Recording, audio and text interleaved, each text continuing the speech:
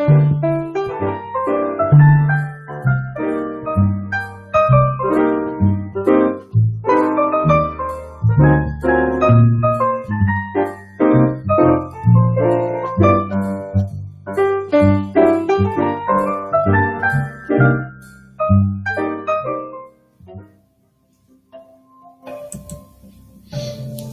morning. Happy Friday. All right. It is a Friday, and that's awesome. And I mean, unless you broadcast out here and do your broadcasting thing, then it's, then you've got a weekend full of not broadcasting ahead of you. And that's sad. That's just sad. Should have art all the time. You guys can go back all the time and watch previous episodes. Good morning, Fred. Welcome to the show. So we have this morning, we are working on, it's Animation Friday. Let me double check to make sure that my line in's set. There we go. Perfect. There we go. Get everything set. It's Animation Friday. Also, I'm going to break at 11 and bring in Pepper. So we're just going to start the stream with Pepper in it, and I'm just going to bring him into the show. There's no reason not to. Good morning, Brent. So we actually are going to have Pepper here for the last half of the show. So we got Animation Friday for 1 hour and then Pepper for the other hour. So, yeah, Pepper. So I actually got really jazzed about what happened last week on this with our setup here.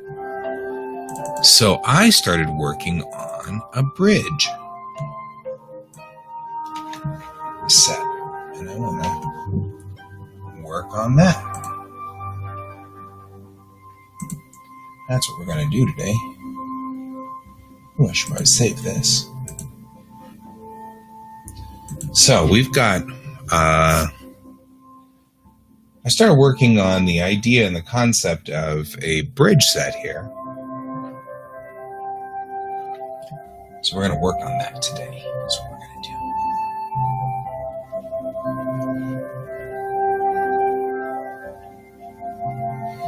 Yeah, that'd be funny. That'd be funny. Okay, I'm going to go ahead and share my screen. All right. So I've been working here. This is for... maybe I don't want to clear the guides. I'll just hide them for right now. So this is... excuse me. This is the set of the Windjammer, which a long time ago, back before all of the things went south on with CBS, and in the mid 2000s. Sorry about that. It's kind of like whenever people say, red alert. in videos now, triggering my Google Assistant. So,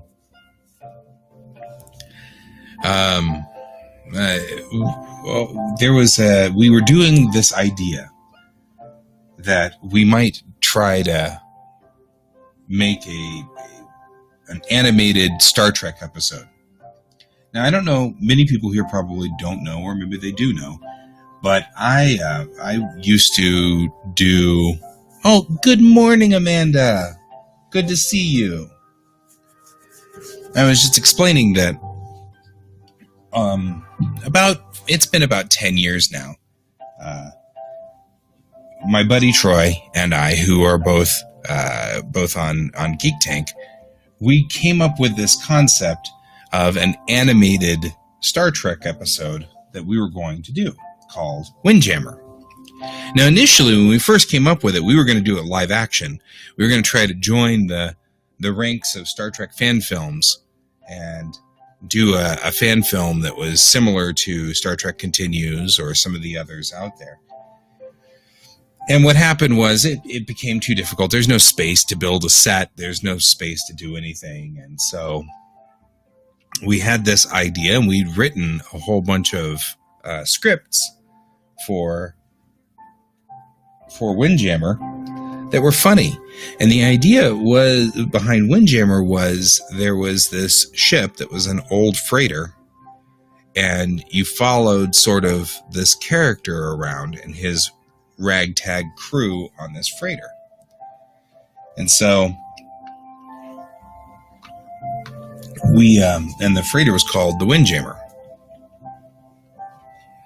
And so that was sort of the story as it went along, right? And it was supposed to be like what would happen if you followed Harry Mudd around, right? So we followed Harry Mudd all over the place. So, let's see here. So this was it was supposed to be, sort of this comedy that we were writing, and there was silly episodes, and they were great, and it was a lot of fun. And then we realized it was too expensive to build the sets. It was too difficult to do everything like that. And then somewhere along the line we were talking, and we were discussing the fact that I had worked on Farragut's animated episode. And we looked at it, and we're like, that's not actually bad animation. I mean, it's bad animation, sure, but it'd be totally legit and easy to do if we were to do it ourselves. And it wouldn't be that hard, but it was still difficult. Animation's never easy, and as you guys have noticed, whenever we're doing animation, that turned all black, didn't it? When we do animation here, it takes a long time. It just takes some time, right? So it's time consuming to do animation. So after a while, we ended up having to ultimately kind of sadly abandon Windjammer as an animated show, because it was just going to take too long. Well, now, fast forward to last week, and we were sitting here doing this, and I was like, you know what?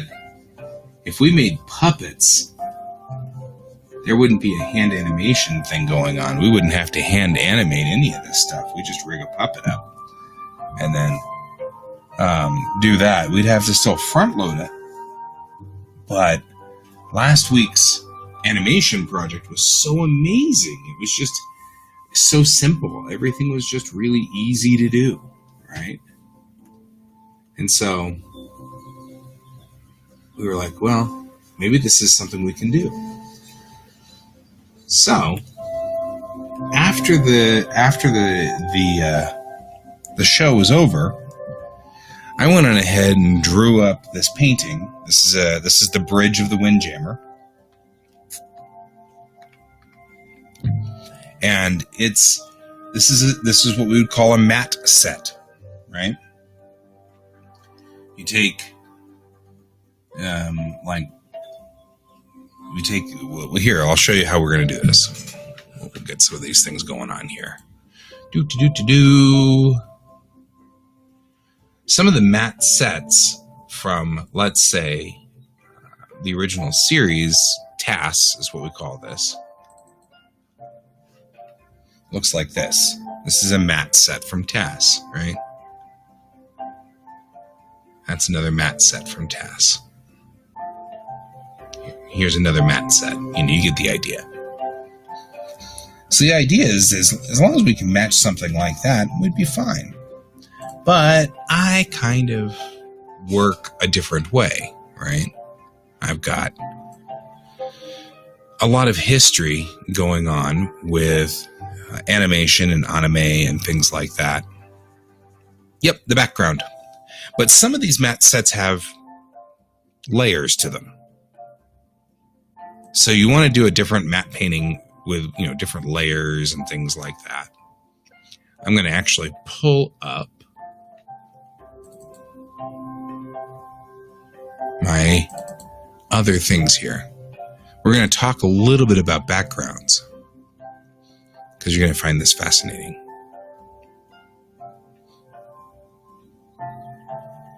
Once I figure out where I hid it,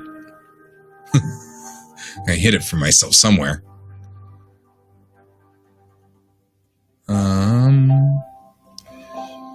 Where did I? Oh, there we go.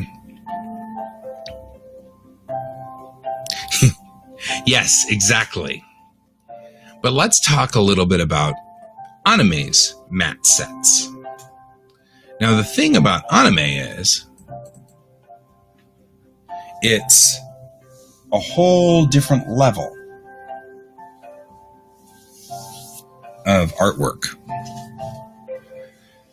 So when you look at like the set behind an anime, anything in anime, it's completely next level, right? So these are actually sets from Bubblegum Crisis or things like that. These are really, really rare and hard to find. I actually, if you ever look in my office, right over behind my desk, I actually have a backdrop from AD Police Files, which is Bubblegum Crisis, the Bubblegum Crisis universe, right? And this is Gennam Tower. And so what they would do is you'd end up with, they'd take this picture and they'd superimpose a helicopter going, you know, and you'd have things going around here. And only this section of this painting is used, right? So I don't actually need to, thank you though. Thank you. You're very sweet. Okay, whatever. I don't know what it's doing. As soon as my pen got involved, it was like, ooh, you want to do this? No, I don't want to do this. So I've been kind of looking at this going, well, do I want to do this or not? So let me tell you how this works. Cells are layers, right? Just like here in Photoshop, we've got these layers, right? Let's do this. Let me show you how this works. We'll create this here. And let's bring in a background.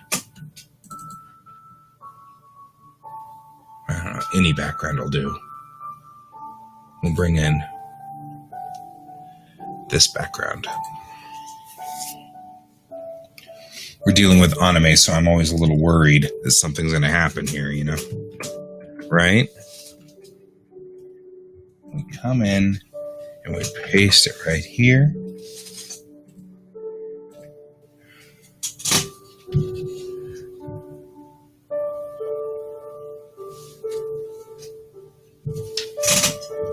So, we hit everything. Old anime, old school animation. We've got mockers. They changed all my hotkeys in Photoshop, so I don't remember what the hotkey is anymore to make it not be stupid and weird. There we go.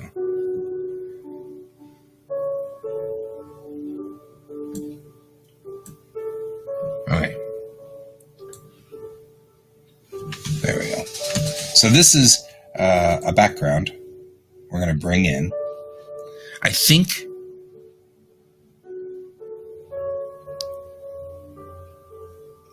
yes, Amanda is absolutely right. Amanda's saying that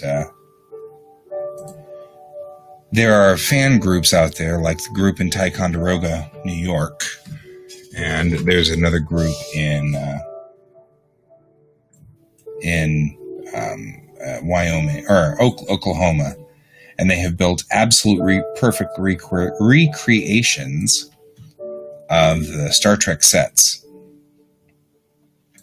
Okay, so we take this, which is a background, right? And then we're going to put a cell over it, right? And so how you put a cell over it is you take a specific cell. Let's take this one, let's say. Right? We got Chris from the Night Sabers. And you lay this into this Pris picture into this cell, right? Here we go.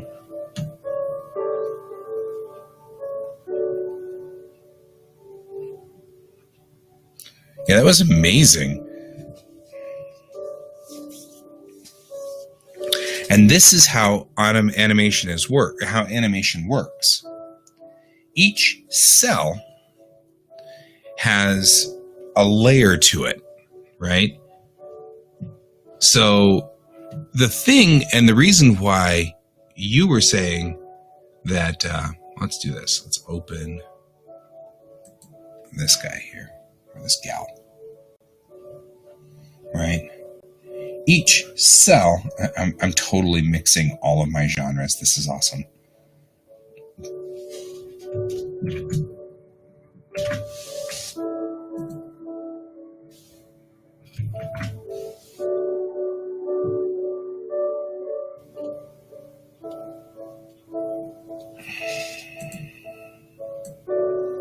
Each one of these cells is a layer, right? Just laid on top. Now, Brent was mentioning that there was like, you could always see the arm that was about to move. And he's right. You could. And the reason was because each one of these cells was painted on a piece of plastic, cellophane. That's why they were called cells. It's because they were painted onto cellophane. And so the more layers of cellophane you put onto here, the more you started to get kind of, it was like, if we were to do a very light, here, I'll show you kind of what we're talking about here. Here's this cell right here. We're just going to add an effect that shows kind of what's going on. Each cell would only bring in a small amount of fade to the background behind it, like this, right? But you could certainly see it when it was on there. As soon as you laid the cell down, it would slightly raise the way that the value of this. So that made it so that each layer of cells that went on top of here would diminish a little bit or make the cell below it slightly lighter. And one of the things that they would do with animation is, to make it easier so I don't have to redraw this entire picture every time, is I would just draw her left arm moving. And her body would stay stable, right? This is a limited animation technique. So her body wouldn't move, but her arm would move. Well, the arm is on a different cell, which makes her body then slightly lighter, right? We'd end up with sort of the effect of something like, where the arm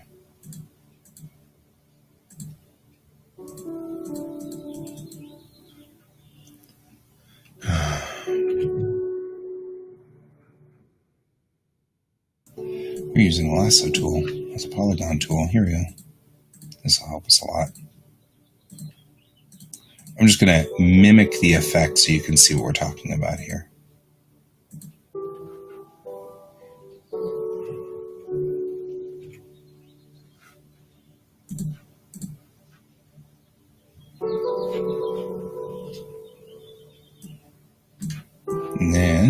We'll color this in so that it makes some sense. Otherwise, this doesn't make any sense. Okay, so now what you end up with is effectively this. And I'm going to dramatically make it worse so you can see what's going on.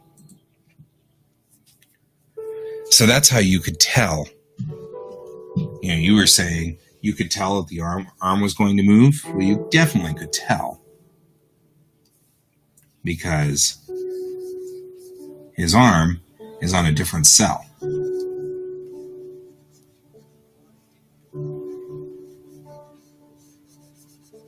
Like this. All right?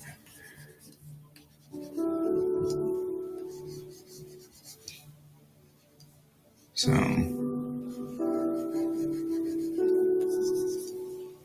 there we go. So that's what it would look like. You'd have this effect where the arm is on a different layer of cells, and the transparency is not, the transparency is not 100% transparent. So it just sits on top like this, and you could tell, aha, her arm's going to move. And that's why back in the day, you'd watch Scooby-Doo and you're like, aha, I can tell what's going to move in this scene, because they were being cheap. And they used cheap cells to boot. I mean, it didn't help any that the cheaper the cells, the less transparent they are. So if you had a company who is super cheap, they would cheaply, buy crappy cells, and you could stack only like 2 together before bad things happened. And so you'd have a call for, Scooby had to move and Shaggy had to move, and both of them had to move together, and yada, yada, yada. Which is why, as soon as computers were invented, and we could just do cells without this limitation, where you can see that just bringing in a character has absolutely, cells were reused. I mean, it's not just Hanna-Barbera. Sailor Moon. I'm sorry, I had to cough there. Reused cells were a staple of anime, right? So there you go with a little bit of animation, like history there. So now I'm going to look at some of these backgrounds that we've got, kind of show different things. And I have the Sailor Moon Rona.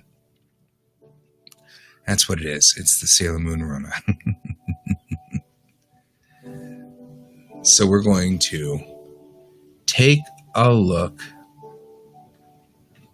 at something that would be similar to what we're after here. Like a dark interior. Maybe this. There we go. I don't know which anime this belongs to. I think it belongs to Tenchi Muyo. I'm pretty sure it belongs to Tenchi Muyo. A lot of the cells that I have are Artmic. And so, but these are beautiful scans. We can get really close here and look really detailed at the painting and get an idea of exactly what they were doing on this. And I love this kind of stuff. I mean, this is why I live to breathe as an animator, right? We can look at, kind of want to look at these guys over here.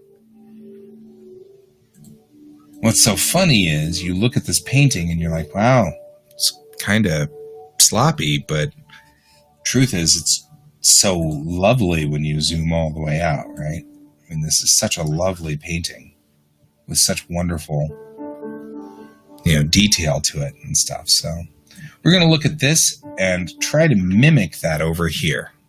That's what we're going to try to do. Get that look. Right?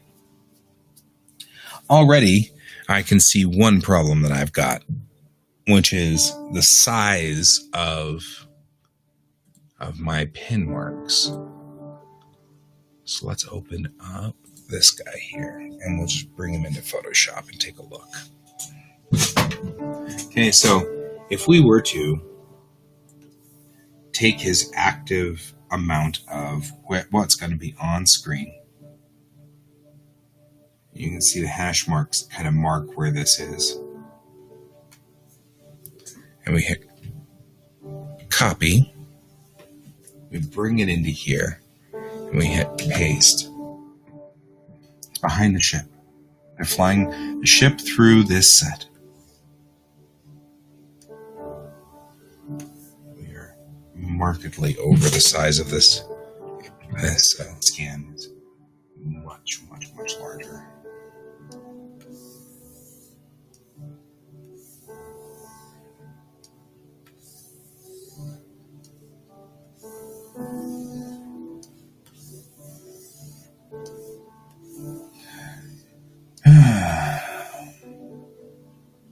Okay. Anime used to not be widescreen. So this is the level of detail we're going to want on the bridge. And I can already see part of my problem is going to be line work, right? If we look at our pin here, and I'm putting in, let's say, 12-point lines, is much thicker than what they were doing. So I'm already kind of feeling like 12-point was too high. So not 6-point. 6-point looks like that's about the right size, right? All these lines are put in at 6-point. Okay. Now we've got a hit here, you know what I mean? Like we figured out what we're doing. So I'm going to take these and turn them off. And already I can tell, just looking at this, that's the line that was on the background before, and this is the lines I put in here. So I already feel very much like I think we may have to redo this set. Because they need to be 6 points at best. 4-point maybe, right? 4-point, that's too thick. So we're at 1 point for the lines here. Like that. And even that feels like it's still too thick. Right? So I don't know if I can do 0.5 point. Let's see. Nope. I was just wondering. I was kind of wondering. I was hoping. Okay. I can keep everything else in this set now, except the lines. So we're going to turn off all of this because it'll all be the same, but I'm going to have to reline this, which makes me sad. But, yeah, you do what you have to do. Good morning, Luna. How are you doing? I'm amazed that you're up. I'm just saying.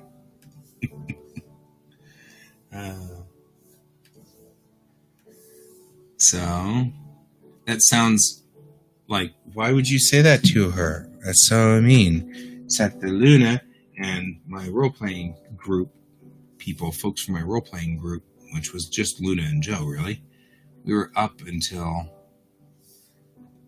stupid o'clock in the morning talking after the game was over.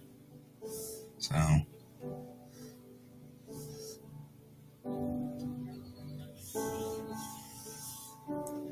we were discussing all manner of interesting things, and it was fascinating. It was a super fascinating discussion.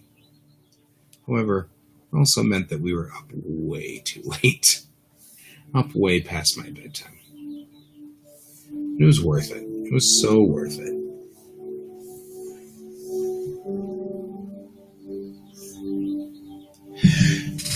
Excuse me. Now, plausibly, you slept a little bit more than me. I've been up for a couple of hours already this morning. So, looking at this original set design. Oh, thank you, Amanda. It's a guy named Kevin MacLeod who does background music specifically for stuff like this. And so he, I wanted to bring that in here anyway.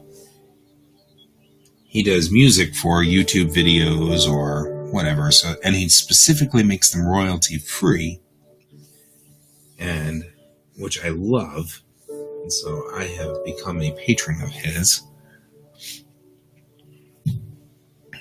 Oh, thank you. Yeah, actually, I was just saying that we were just talking about you, Brent. We were talking about the fact that I'm going to miss you when you go back to work. You've been here through all of these shows so far, and you're going to sadly kind of vanish here, and I'm kind of bummed about that. But I'm really excited that you're working, so there's that. You know, it's like, it's kind of a... Certainly, I'm very glad that you've got work to do and you've got a job that's better, and so no complaints.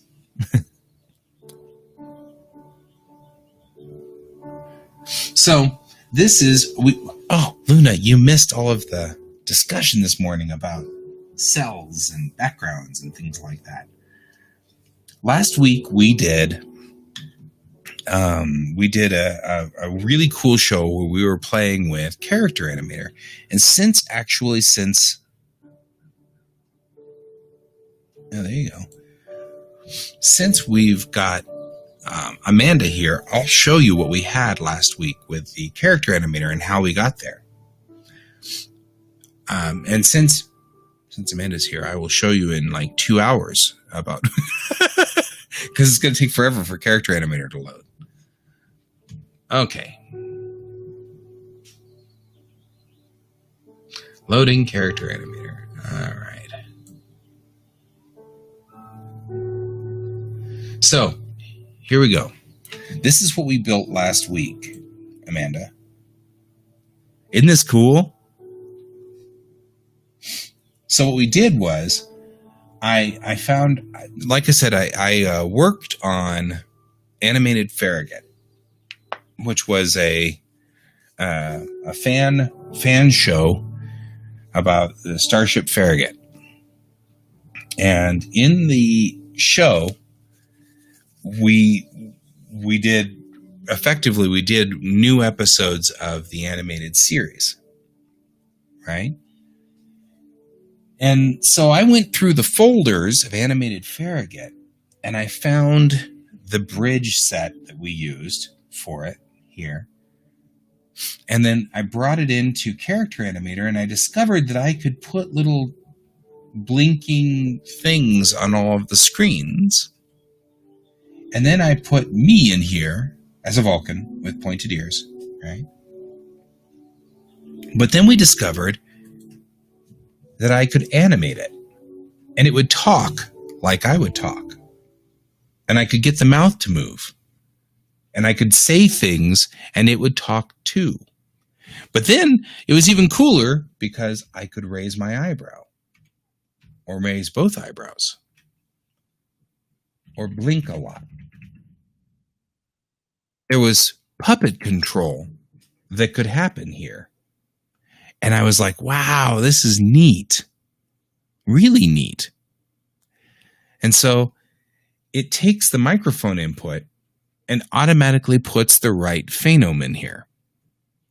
So the realization was that I could be live on here and do this, and it would be really cool. But more importantly, I discovered that I could record. So then I could take the puppet and say, hi, I'm Guy, welcome to my show. And I could even do things like push buttons or, I don't know, wave. But certainly, I could control the puppet's movements and do things with the puppet, and it would actually record these movements. So we could point over here, or I could point over here. And it is a little awkward because you can do stuff like that, which would be painful. But if you've got control of the puppet, then it would work, right? So that was one of the things I discovered. And that was kind of cool. The most important thing is this.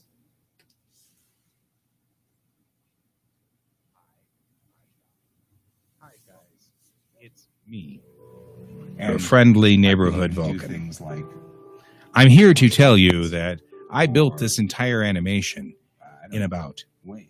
2 hours. But certainly, So I could I'm always control the fascinated by this puppets, because, of course, the movements, entire thing and do is things with the capable. puppet, I'm capable and it of would putting actually all of record these these backgrounds in movements. So we could and everything point over in here, 2 or I could point hours. over here. Anyway, And it is a the little awkward key to do here stuff is like that which would be I'm painful. kind of messing with all of But if these you've got controls control of the and everything puppet, like that, and trying to figure out then how it to would make work, this more right? capable for us to do. So that You was can one of see the how things cool that Wouldn't it is. be fun to do Geek Tank? That it actually like does the things it's supposed to do. So that was what we discovered last week. We discovered that this was actually a thing that could potentially be done, right? Not only is it running live, but all I got to do is push the record button right here and then move the puppet around, right? I could do the same thing and take this, and I can actually, I think right now only his hands are movable. But I'm noticing Anyway, that even when I do so talk like I just this, wanted you to know I can move that his this is a eyebrows possibility. and things like this, and that, I can actually of course, make naturally, different wish you all hand the best gestures as well. and prosper. He does not make out of cake. Maybe he does, but it would be nominal. So there are other really cool things that I can't show you when we're doing this. I can't show you the facial recognition stuff, which is even weirder and cooler. And the reason I can't show it to you is because as long as my computer is using the camera for the show, then Character Animator can't steal the camera. So it needs the camera, but what it does is it identifies the parts of your face, like your eyes and your eyebrows and where your head's positioned, and then it moves you accordingly. So it'll move the puppet. The puppet will move back and forth with the way your head moves or the way your eyes blink.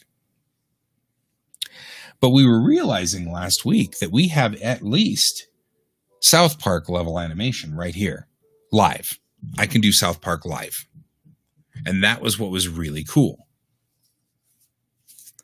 And even with backgrounds that move.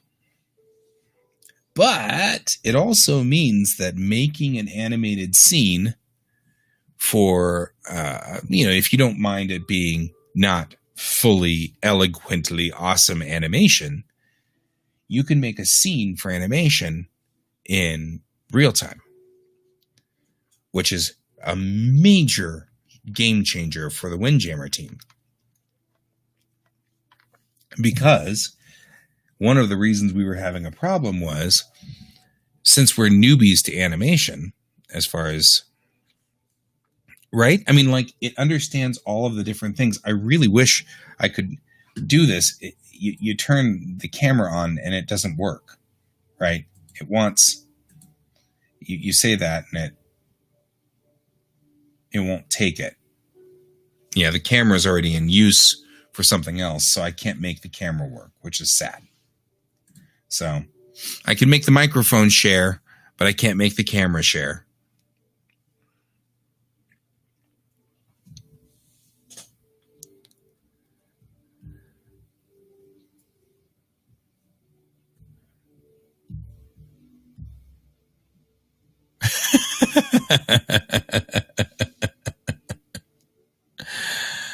Oh, that's funny, Amanda. That's perfect. That's absolutely perfect. I actually completely... Oh, you're having massive lag over on Facebook. That's a bummer. That's all right. I'll make sure to share what they're saying. Amanda was saying that they've got this animation capture information on a phone.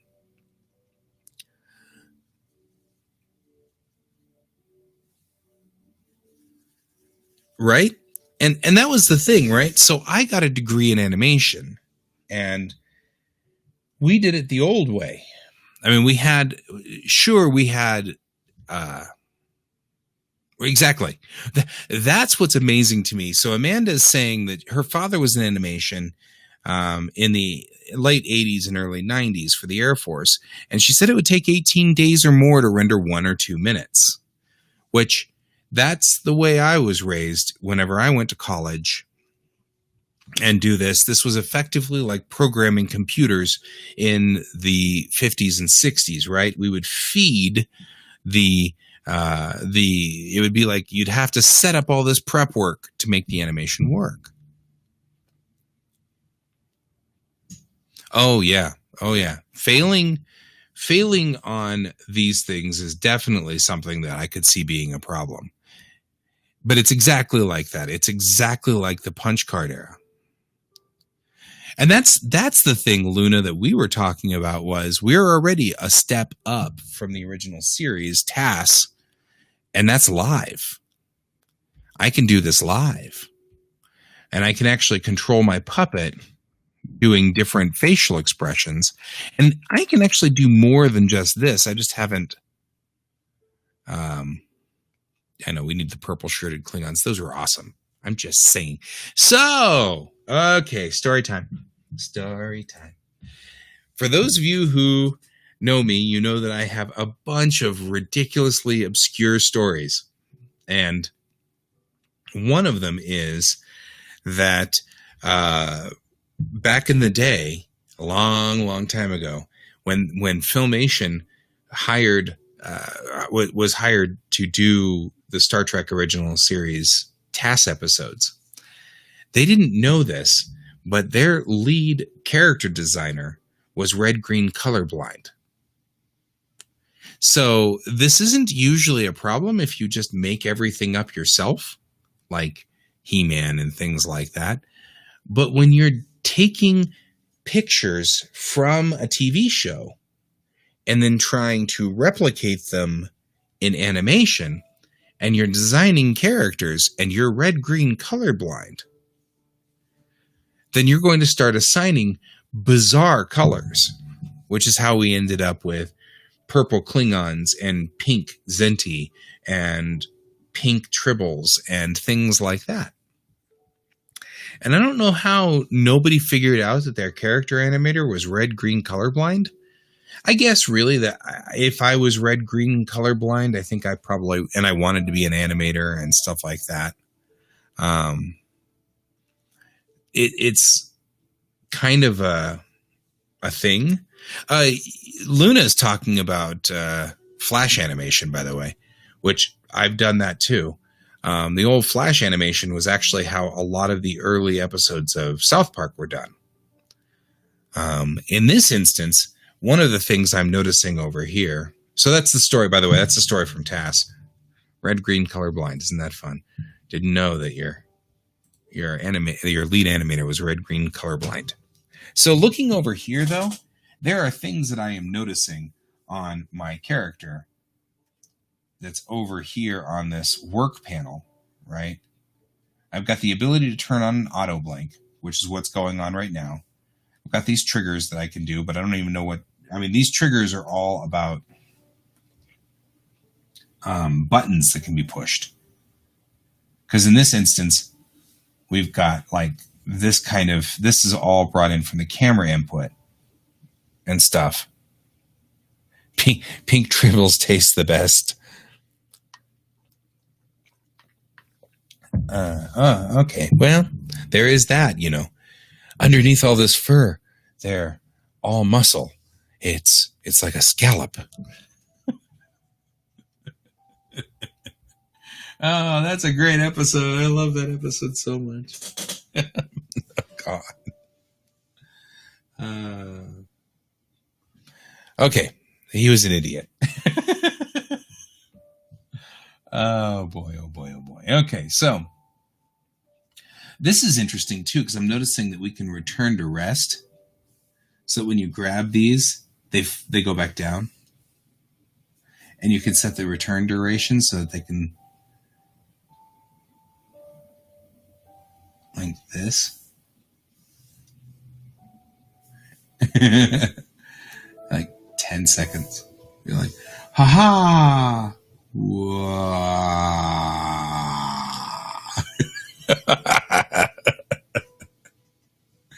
Oh, man. This could be so much fun.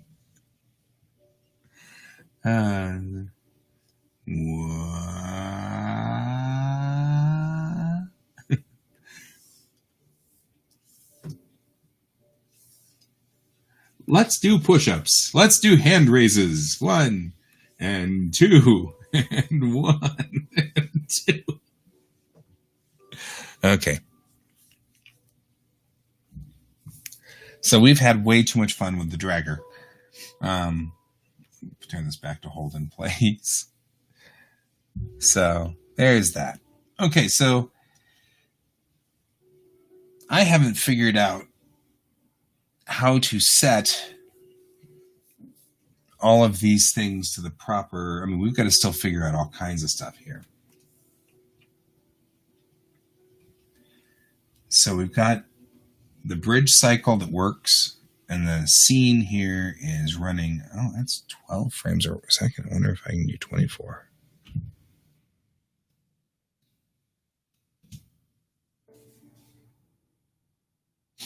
Okay. How did that change everything over here? I think the lights in the background now are moving faster. Yeah, I'm on Twitch too, but really, Luna is coming in from somewhere, and I'm not 100% sure where.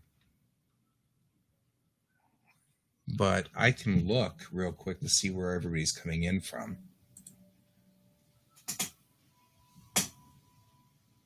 And try to figure this out.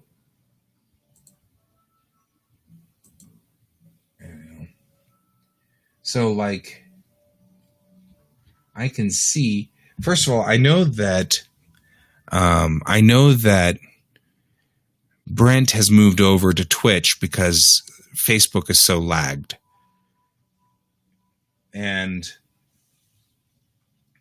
But really, can you see Luna's comments about Tribbles? Yeah, it's all good. Because I think what's happening is that you are on my personal page and Luna is on my GS Davis Art page, or vice versa. I'm broadcasting to two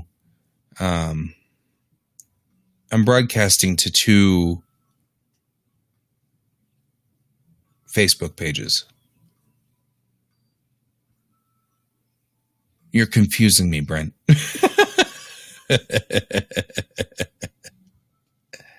Oh, could be on Geek Tank. That's right. I'm also broadcasting on Geek Tank. I'd forgotten about that. I asked the folks on Geek Tank whether I could broadcast this, and they're like, hey, it's content. So Amanda's on my personal page, which I'm also broadcasting on. So I have a program called Restream, which I use, where it's one broadcast point, but it goes out to a number of social medias. The idea is to put as much data out there. So I'm broadcasting on YouTube. I'm broadcasting on Twitch. Yeah, well, Lou is Fred, and Fred said one thing and then hasn't said anything else because we're not working on Fred's project today. So, and that's totally understandable. That actually sounded a little bit more snark than I meant it to sound it. It's totally fine. So there's that. So anyway, this is animation, and we're talking about a number of different interesting problems with animation. And I don't think I can get comments to be allowed on YouTube. I've been trying really hard to figure that out. I'm having a real problem with it. So let me go ahead and say, Pepper, you join in about 6 or so minutes. I'm going to see if Pepper's ready to join us in about 6 minutes. And I'm just going to dump him in the middle of this show, whether he likes it or not. And that's the way it's going to go. So somehow I can kind of broadcast on Discord, but I haven't figured it out yet. I don't know how to make Discord work. So it's kind of one of those things. There is a way, but because Discord Discord doesn't do everything the same way. So Restream allows you to go to Discord, but you have to do it in a weird, and that's what it is. I can do voice, but I can't do video. And to some degree, it's better that way, because if I allowed everybody to just chat all the time, I'd never get anything done, because I'd just be sitting here going, isn't it fun to talk to all you people? Yeah, this is great. We'll just sit here and chat, and we'll chat all the time. And then I'll be like, oh, I didn't draw anything. I spent 2 hours not drawing anything. And actually, to be fair, I've spent pretty much 2 hours not drawing anything here. Except I spent an hour. But we've talked a lot about how animation works. So that's kind of cool in its own way. So there's that. Okay, so we figured out here, we just did a little bit of recording and stuff like that, and this character is ridiculously simple. I didn't even spend much time on it. I think we spent like 15 minutes doing this. And so it really wasn't that complicated here. So there is that. Anyway, so let's see. Any questions that we have about animation? I love the fact that we've hauled out old animation cells from... Yeah, I know. That was brutal. Oh, wait a minute. What were we using Luna for the game? Was that Discord? Is it that we can't broadcast on Discord? What's the story? It does make me wonder.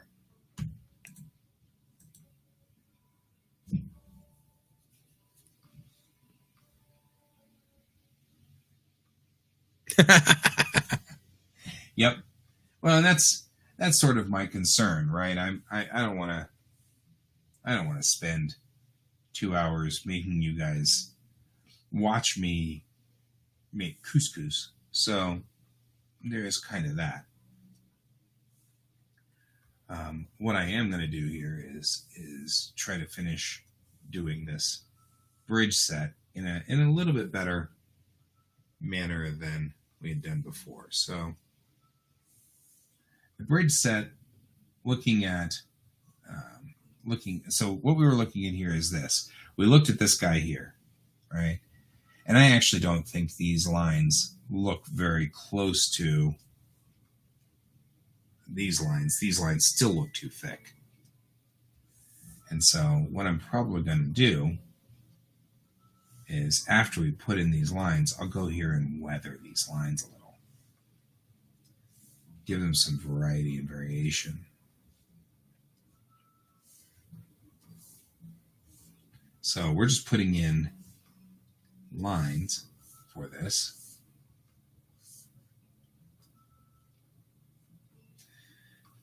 This is one of those where I look at this and I'm like, was I asleep when I made this? Because these lines don't quite line up. Pun intended. Pun always intended. Puns are always intended.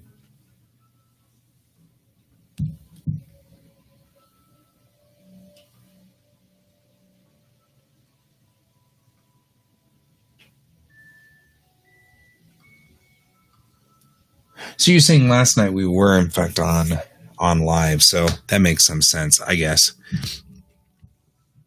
And so I get that. We're in here and we're just going to put in this line here. I actually don't like using this brush because I think even though the comic inker is kind of fun, I'm going to do this at 6 point and see if this makes a better line. There we go. So this is making a better line, and I can put this in here like this and go down through the chair. I actually have these chairs here in my office. This is called a Burke 117 or 116. This is a Burke 116. Burke model 116 chair.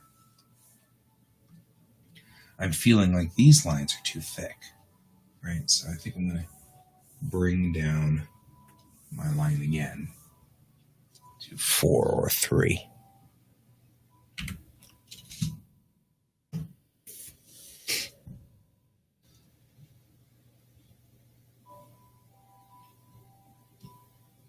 Okay, go walk the dog, my friend. We'll see you on the other side. Well, and if Discord would just broadcast, that might not be bad. And I think that's part of the reason why it's weird. You know why Discord's kind of strange? Is that it may be that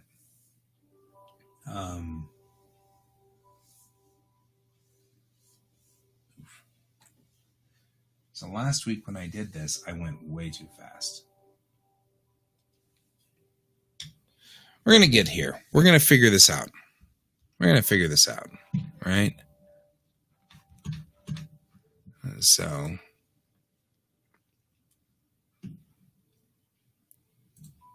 here's what we're going to do. I'm going to go on ahead and invite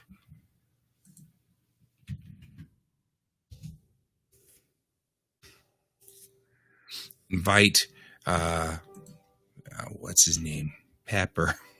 What's his name? Whatever his name is. I'm going to invite Pepper into the call, and we'll see whether he shows up or not.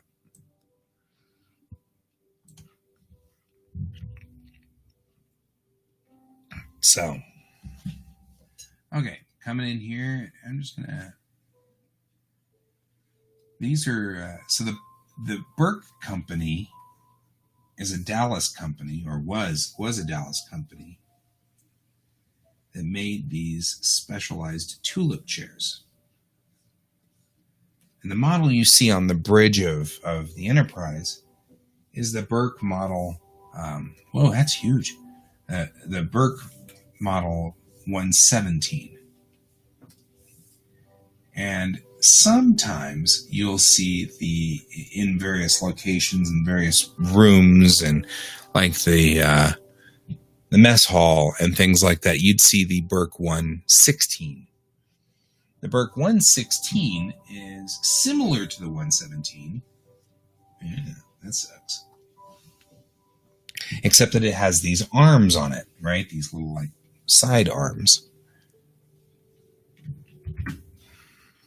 And so, right? So we'd have these little arms that are on here. At one point in time, I was working for an antique store. And one day I looked up, and up on the top shelf were 3 Burke 116 chairs. And I was like, well, I'll be damned. Actual Star Trek chairs. I'm like, that's a find.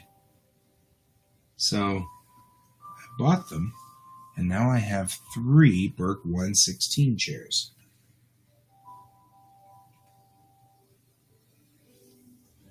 And so they're the ones that are similar to the chairs that were in the mess hall and things like that. They weren't bridge chairs. Those are 117s. But they're Burkes. And apparently, which makes this even funnier, the Burke chairs were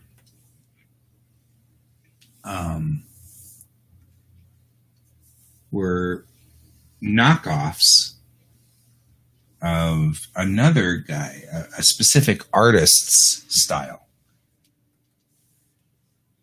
And the Sarninian or Sarninian or something. I can't pronounce it, and I don't even know what the chairs are. But those chairs that these were knockoffs of were the knockoff chairs. They just had a round base, and that was the difference between the chairs. What's funny is, of course, the Burke chairs were cheap knockoffs, which is, of course, exactly why they were purchased for the shows, because they looked futuristic, but they were cheap. They didn't need to spend a lot of money on them. So these Burke chairs were really, really cheap, but now they're worth more than the Sarninian or Sarninian or whatever chairs, because the Trekkies want them. Because these are the ones that were the chairs that were in Star Trek. So anytime Burke chairs show up, they are jumped on right away. And I find that somewhat interesting or disturbing. I'm not sure. But the Burke chairs are hideously popular, but only with Trekkies. And it's a lesson about us Trekkies. Never underestimate us Trekkies. Okay, we're going to do this. I'm going to do this. I'm going to do this. And this. And come around here. And all I'm going to do is round these so that they don't have this. There we go. We're just going to round them like this.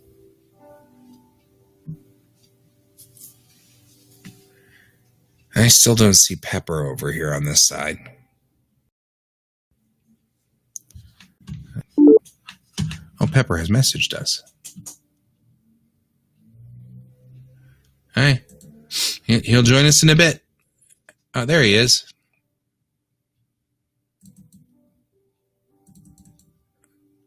Oh, why can't? Oh, I need to stop sharing my screen. Hey, Pepper, welcome to the show. Yep. Oh, I'm not going to be able to hear you as long as I've got this thing rerouted like this. Hang on. You are live with us. We've got a few people in the room. Cool. So I will give you that warning before we go too far here. Oh, you mean the physical room where you're at, or? No, on the chat room. Oh, okay. So, Cool. Hi, everyone. So there's Pepper. Actually, I think that. Let me go ahead and turn on the light. That makes me more visible. Yeah, I was noticing you're invisible, Pepper. Yeah, I know.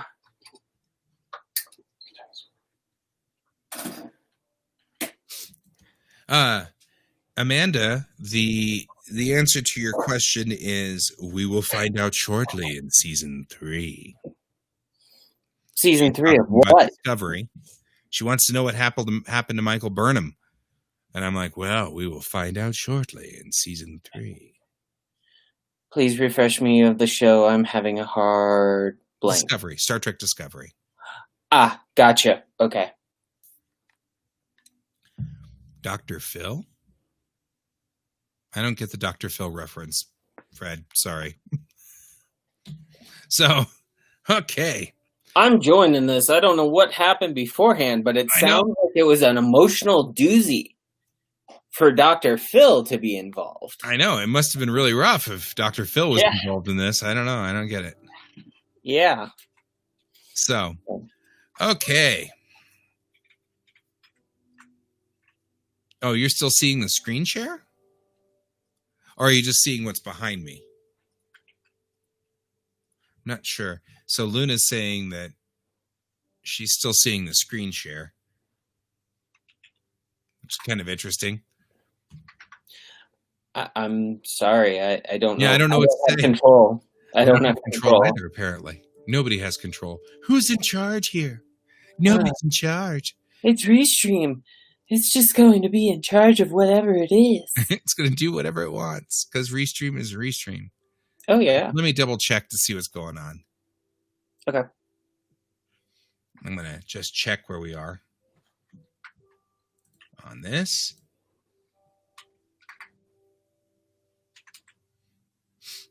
Oh, no. Control. It looks like I we're don't have okay. control. Apparently. Nobody has control. Who's in charge here? Okay, we're good.